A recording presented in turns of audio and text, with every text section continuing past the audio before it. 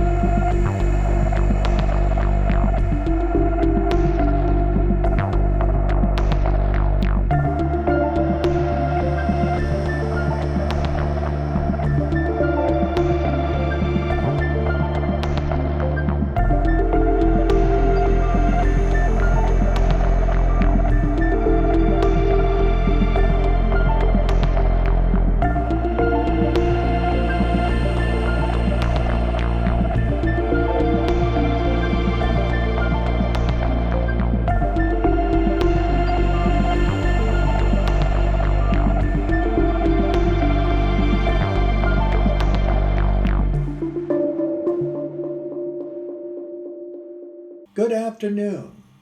There was once upon a time a little girl walking through the forest, wearing a red hooded cape, joyously onward to her grandma's house. Unfortunately, crossing her path is a big bad wolf who learns of her destination, and he persuades her into picking flowers while he arrives before her, devouring poor grandma in one tasty gulp.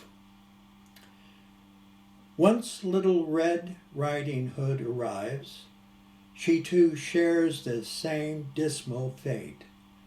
The moral of this folktale, penned by Charles Perlet, is a warning to those of being naive, conjured into the devious intentions of those who mean to do harm to others. Of course, on the other hand, this seemingly innocent children's tale could be construed as a convenient template for devious minds, which raises an important question. Should tragic stories as this be allowed into print at all? For are they not serving to usher evil strategies to others of wrongdoing?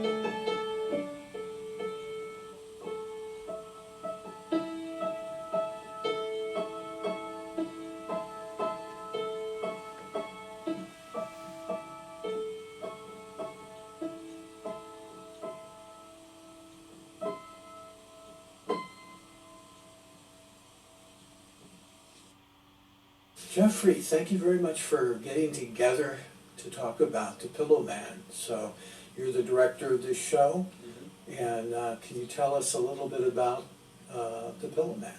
Yeah, well, it takes place in a third world country, a totalitarian dictatorship, and it is about a writer who is investigated by two cops about the murders of children that are resembling his stories. We have four actors in our production. We have Dan Mello, who plays the writer Katurian. We have Joe Kilpatrick playing his brother Michael. And then we have the two cops, Topolsky played by David Struble. I always want to call him by Aggie. And Ariel by Sidney Koval.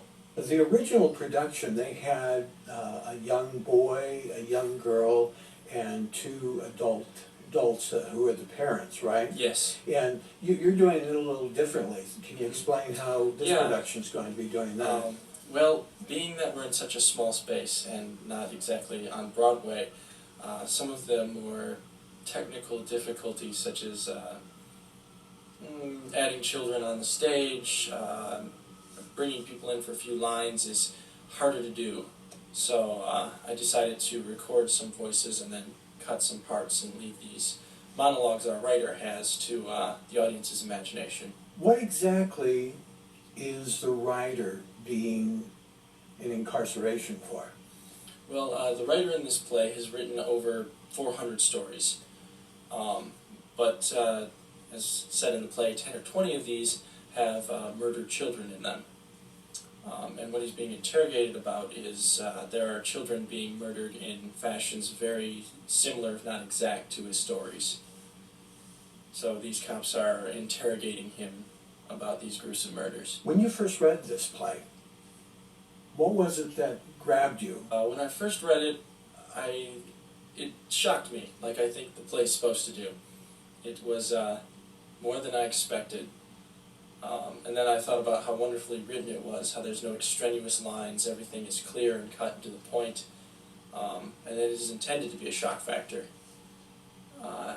And then I realized how powerful this piece is, that underneath all this shock and dismay that you may see on stage, afterwards it has this true impact on you. But artistically, you just go, God, this is one damn good play. Yes. Please forgive me for reading this play. Yeah. But it's a great, great, great piece of theater. It is. Was there any moral message that you came to the conclusion of by what this playwright has written? I think there are many moral messages. There's a lot there. And that's the challenge to it, really, is the fact that I think after you watch this play, you might be appalled, shocked, revolted, and rush out of the theater as fast as you can, going, what did I just see? But my hope would be that you would afterwards be able to take in these morals and these ideas about this production that have been set underneath all the shock factor. What are they? What are they? You know what they are. We found them in your house. No! Your brother's already admitted his part. No! He's hardly the brains behind the operation. You want to know a little girl named Kinka? And I held her down as my brother fed a number of figures made from apples with razor blades in them, acting out a story called The Little Apple Man. Make them swallow. Where's the mute girl? Where's the mute girl? Oh! No! No! No! No! No! No! No! No! Anytime you're ready, Ariel. Content, obviously, is child murder, but it talks a lot about art and how it's censored. You know, is the artist really the writer, or is it the government that controls the writer's art? And all these aspects that fall underneath. Is there anything that you would like to see the audience go away with from this production? And if so, what? I'd like them to go away with, well, to challenge themselves to come first enough. I mean, I understand walking in and knowing this content can be terrifying to an extent, but to walk away with the understanding that the play, although it is shocking as it is, does hold deeper meanings, not only about art, but about fact and illusion, about ideas such as torture, right versus wrong. In this play, by the end of it, we have a lot of good cop and bad cop switching around.